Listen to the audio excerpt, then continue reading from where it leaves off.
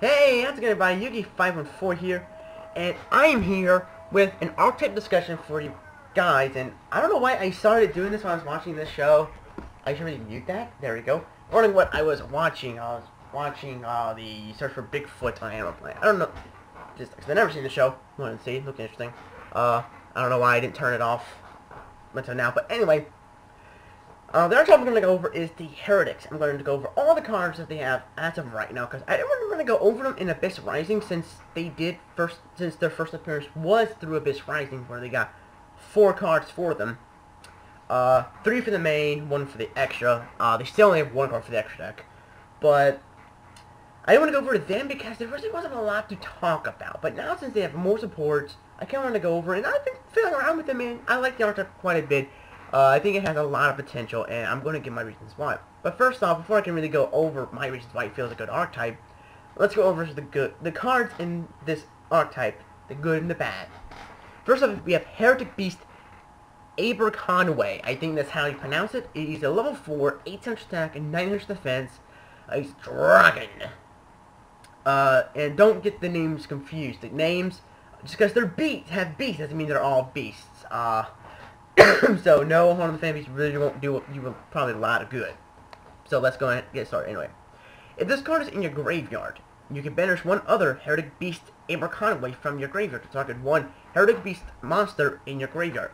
Add a target to your hand. The effect of Heraldic Beast Aberconway can only be activated once per turn. So pretty much he's kind of a way to help get your monsters back into your hand. It's really nice. He's really nice in correlation with cards such as Turn from the Different Dimension, as well as Leviathan the Sea Dragon, since you're banishing him to bring out another card to your hand.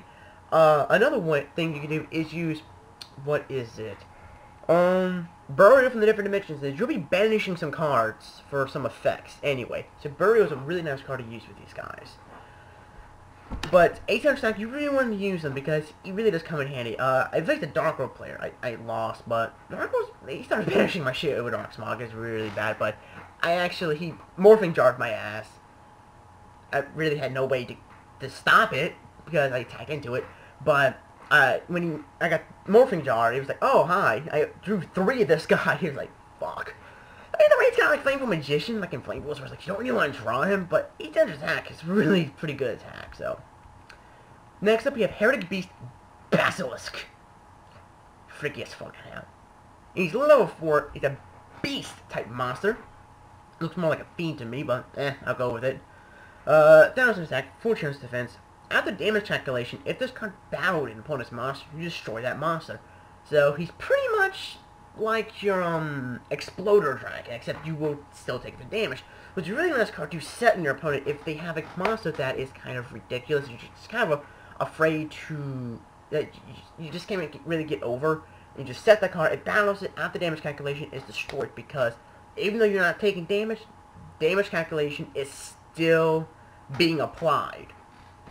It's just, you won't get any damage. You don't take any damage because, you know, attack versus defense, that's the damage calculation. So, you will still get the effect, which is really nice. He's a really good card, and would definitely recommend playing him at 3s. And this card definitely playing at 3s because of his effect. Next up we have Heraldic Beast Benar's Falcon. He's a level 4 winged beast with 1000 attack, 600 defense. When this card is summoned, you can have the level of each level 5 or higher monster you currently control become 4. Heretics don't have any level 5 or higher monsters, so there's really no point in running this card. If they do get some eventually, then I can foresee running this card. But Falcon right now has no use, so it's a card you really should pass out. You should really just shove to side for right now, because he's not really the best card in the world. But if you want to run like a pure Heretics, then by all means, right on. Next up, Heraldic Beast Ailey. He is a level 4 beast with 1000 attack, 800 defense. Not bad for some set. If you control 2 or more Heraldic Beast monsters, you can special summon this card from your hand. It is really not that hard to do in Heretics, so definitely recommend playing him at least 2. Not really say 3. We have some pretty good cards to help get him out. And plus, 800 defense is not good. It's not that a bad first turn set. If I'm going first turn set, I'd rather just go, "Oh hi, I said this thing, your monster's fucking destroyed." But it's a really good card and helps you get out Shockmaster, Evil Swarm Outer Bottles, Violandi Sigma. What was another one? Double card 3. I can't remember. I think it's usually that's the 30 I can only think of. Oh, if you want to do the power of number 6, or if you want to summon the power of 69 to the field, you can do that as well. So, this is actually a really decent card, and I like it quite a bit. Next up, we have probably one of my all-time favorite cards in here for monster-wise is Heraldic Beast Leo. Leo is 2,000 attack, so he gets over Thunder King. But during the end phase, if this card is normal summoned, this turn, destroy it. It kinda does, but you know, he doesn't leave the field, he leaves you with something for you.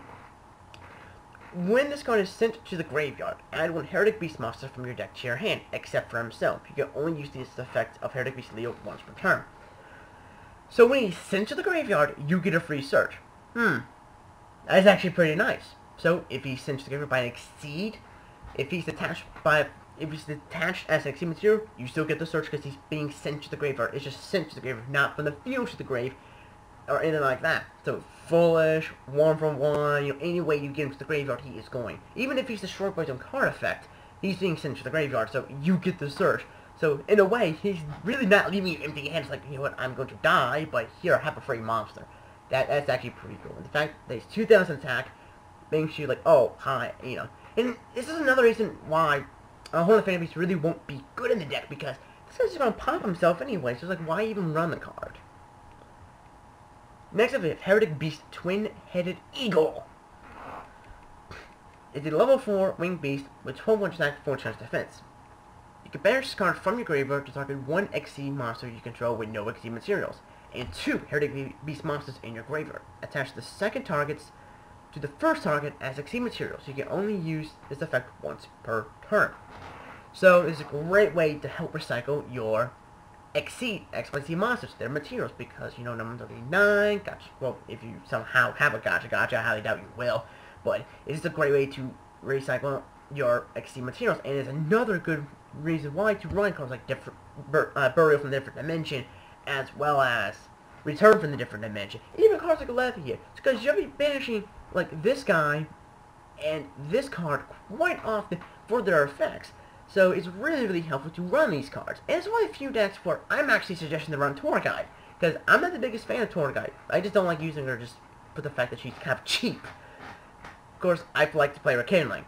I should be talking, but Tour Guide is a really good card on the deck. In my opinion, pretty much kind of like a staple in the Heretics, because a faster Leviair can really help out.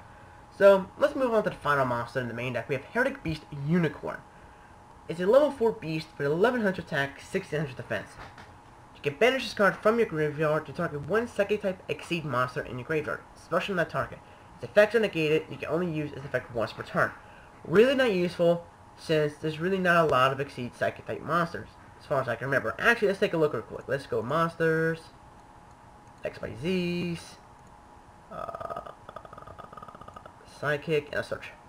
There's only 3 of them, which is Crystal Alien here. You got the power number 69, and you have number 8. And no, number 69 is not. I don't think he is part of this archetype, because he does a heretic, but I don't. But anyway, he's really not useful, since, you know, it's only 3 Psychic Exceeds, and you're really only running, what, 2 of them out of the 3?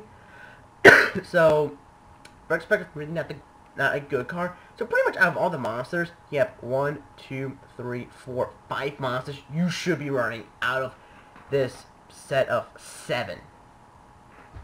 So it's already got some pretty good monsters and effects. Now for the nitty-gritty of the spells. First off, we have Advanced Heraldic Art. Target 2 Heraldic Beast monsters in your graveyard, special summon both those targets. Then Exceed summon 1 Exceed monster using only those 2 materials as its Exceed materials. So pretty much, this allows you to go Exceed into any rank 4 you pretty much want. So that is a generic rank 4. This came out in Abyss Rising, along with Aberconway and Falcon. This is a really good card to have you spam the field a little bit. I'm not sure of the rulings. I'm not sure if you can exceed 2 times in that turn, or is it only once for its rulings. I haven't really looked up his rulings all that much. I actually should have done this for the video, but I didn't think about it. But overall, the card is a really good card. It can help you span the field, and it's a great combination with Leo. Just getting that one Leo in the field, just exceed, I get another search. It's amazing. Other card, actually, there's another card I want to mention that is very helpful in the deck. It's part of Avarice. Avarice is, oh my god, so good in the deck. Because you fill the grave so fast. It's always nice to put more searches in for Leo. But Heraldic Archetype, you should be playing at least 2 of this in any Heraldic deck. 3 if you so wish. I haven't tried 3 yet. I have 2 in the deck I'm using. I want to bump up to 3 just to see. But I know running 2 is awesome. Next up we have to probably this godly card. It is Reborn Heraldry. I think I can't pronounce it. Target 1 Heraldic Beast monster in your graveyard, special on the target. Yeah, it's a monster reborn for this archetype. 3 of this, 1 reborn. Oh, I've got 4 monster reborns plus 2 to 3 of these. Yeah, you're reviving a shitload of monsters. This is quite crazy. Because hell, Morphtronics, you know, they can do some stupid shit at times. They have their reborn, junk box, but hey, these monsters destroy the inface. This thing just stays. So I can just summon my Leo to the field. It's 2,000 beast that won't destroy itself now since it was special summoned, not normal summoned.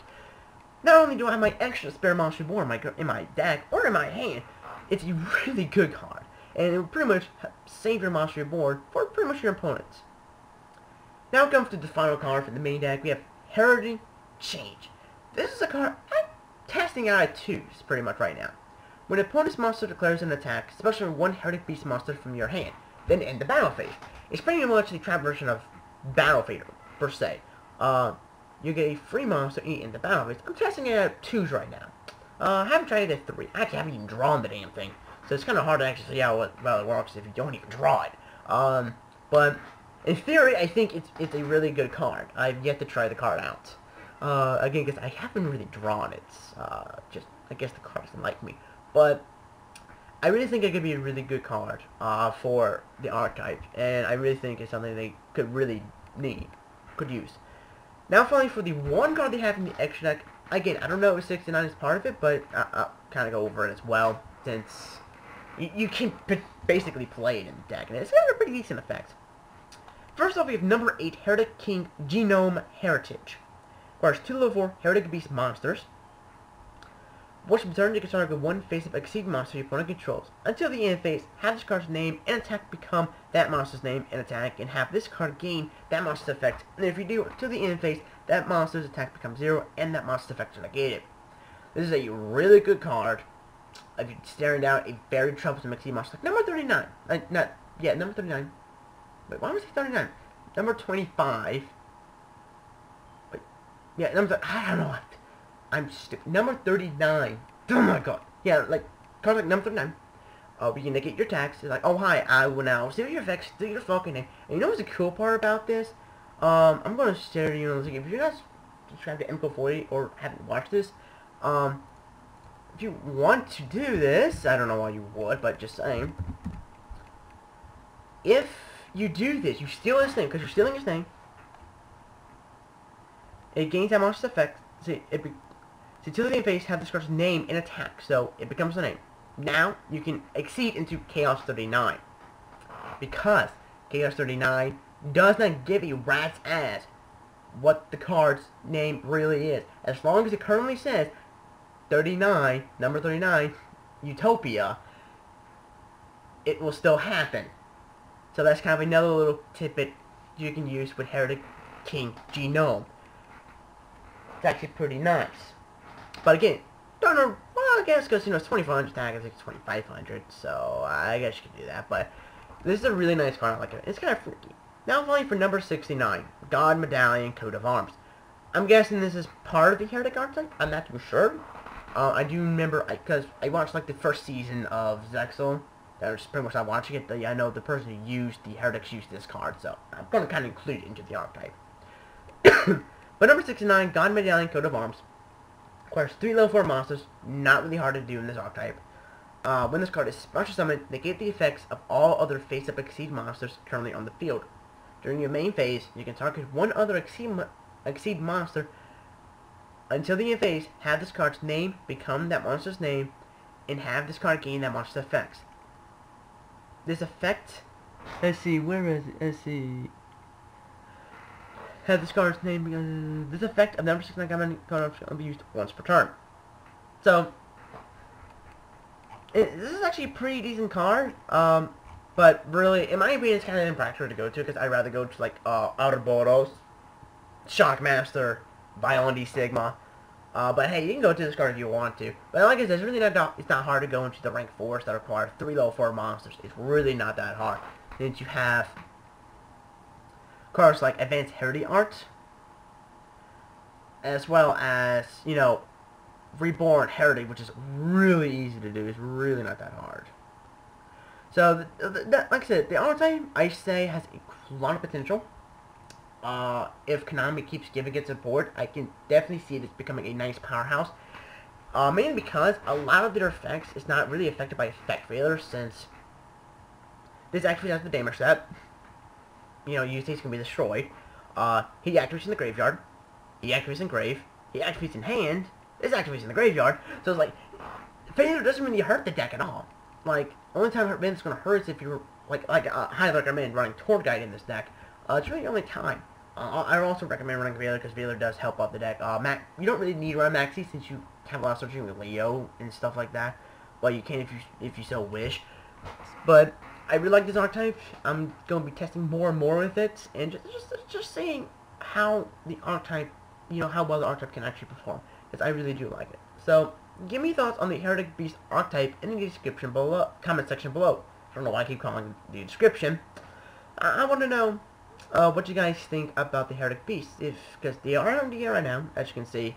Feel free to try them out. I think another archetype is out in DN right now. I think it was the level 6 monsters, which I want to test with as well.